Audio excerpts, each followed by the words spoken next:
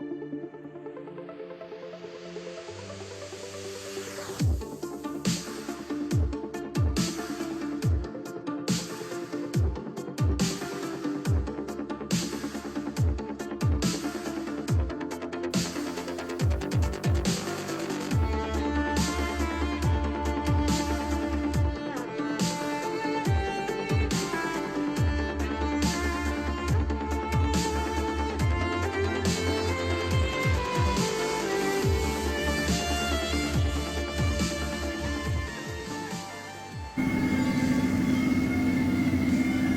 know, it's entirely normal for me to change what I'm doing, to change what I'm thinking about doing, and certainly to change what I'm planning to do. You know, I thought it might be interesting to make films about what we're doing and post it onto Facebook or YouTube, but I've completely changed my mind about that. Video journaling our activities, video journaling our activities and then editing all that stuff to present is not good content, in my professional opinion. I was trying to mimic the video bloggers that I've discovered on YouTube, but that doesn't really work for a guy that's pushing 70. I think it's incredibly difficult to take something quite average and turn it into something very interesting. Well, at least interesting enough that somebody would want to look at it. What we do during a month, we know can be interesting to a few folks, but we're really not the quick draw, shoot from the hip type of video bloggers. Taylor's had some experience in filmmaking, but what he's really good at is telling a story. Yes, and I'd like to do what I think I do best. And actually, that's not taking home movies about personal activities. And here's the news about that.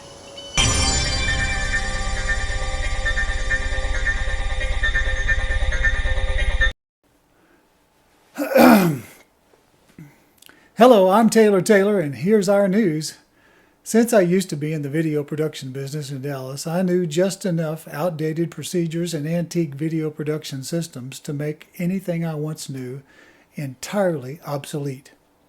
You see, I first cut motion picture film on a Moviola, and then later on a KEM flatbed editor in the 60s, where I literally cut film and glued it back together to make an edit or a cut to put a film together. Today, everything is digital, and film clips live in a digital file. The equipment is fun, and the ability to make videos is actually much easier than before.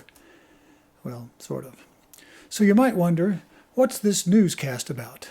Well, the reason for the news is about our loss of our digital files, or the lack of any footage of our recent adventures since late April. You won't see any of it. We took a trip to Orange on Earth Day to film the Shangri-La Gardens. We prepared a short piece on eating at an out-of-the-way Mexican joint with an off-key mariachi singer in Bridge City, Texas. That was a hoot. Lastly, May's monthly video documentary was mostly the story of our trip back up the Intercoastal Waterway, bringing our old boat home from Rockport, Texas. And what an adventure it was. You see, we lost our steering just north of Matagorda. We came in using asymmetrical thrust of the engines.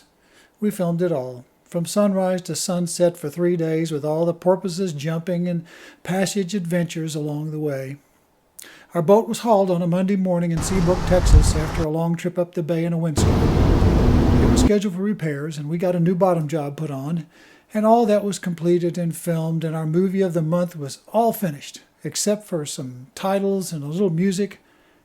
But then cinematic tragedy struck. Guys, the drone images were the best. The gardens were spectacular. They released 10,000 butterflies to celebrate Earth Day, and we saw baby herons up close. We downloaded discs from 5 different video cameras, each one of them like a pet with their own pet names. And even our drone. The poor drone. But this news report is about a gut-wrenching loss of footage. You see, our Lacy 2 terabyte external hard drive had all of the files, all of the movies, and all of it died. And none of it was backed up anywhere else, and along with it went our May movie of the month and all the images and the footage, and actually, there's a couple of pieces of film we found, but all 1 or 2. The rest is all gone. So what does one do? Well, we got 2 new external hard drives. One of them is actually a RAID drive. It stores everything twice. The lesson of critical redundancy is thus learned by knowing that gripping pain in your gut when all of your hard work is suddenly lost. and my filmmaking and editing behaviors are permanently changed from this moment on. Obviously anything can fail. It did, and that's that. And that's my news report, but we're not giving up, but we wanted to tell you the sad news about our loss.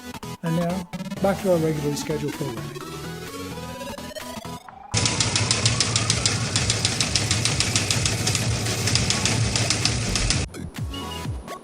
My regularly scheduled program is working in my yard and messing with my rose garden.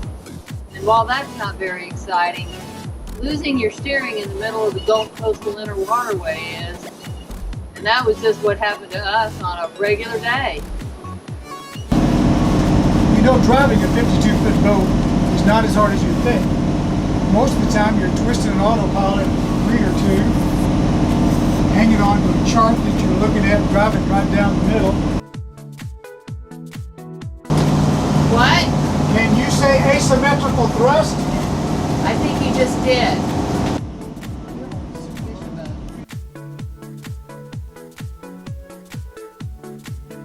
Of course, it seems all out of place now because there's no context to what was before or after. You know, what goes on a 3-day boat trip is seldom really very interesting. And when it gets really interesting, then something is likely going to completely... We gotta go try to figure out what's stuck. Spending time with my son, Chad, and my grandson, Guy, is always fun. Had a nice meal here where we stopped, and I'm pooped. I'm more than pooped, actually. It's been a hell of a day.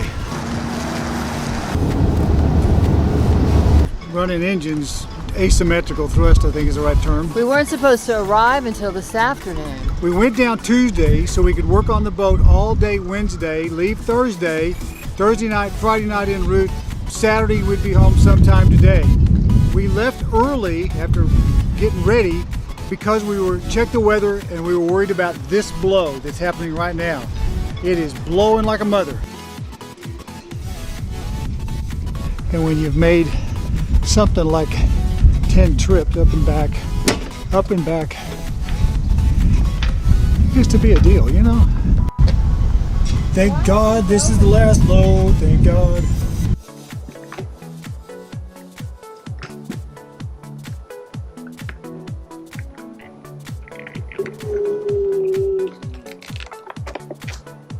You know, we have some takes of some of the stuff we took that didn't get in the movie. Sort of like the stuff that ends up on the cutting room floor, as it were. Anyway, we're going to show you some of that, but it's still just movies of things that we were doing at the time.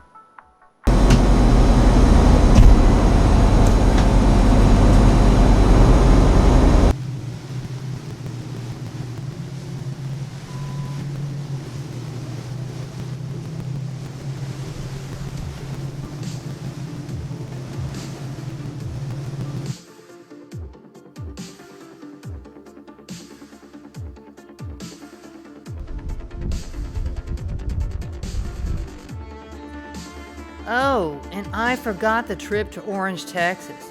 The part about Earth Day and the orchids. That was my favorite. And here in the bayou, I can grow orchids myself. Who knew? But nothing like the ones that came from my garden.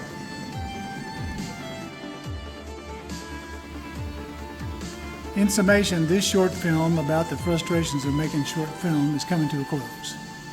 I'm going to learn how to do this, and all I have to do is just find my voice. But my voice says that this is the end of the film about the frustrations of making films. So we'll work on it, we'll get better, we'll get back to you, and we'll show you then.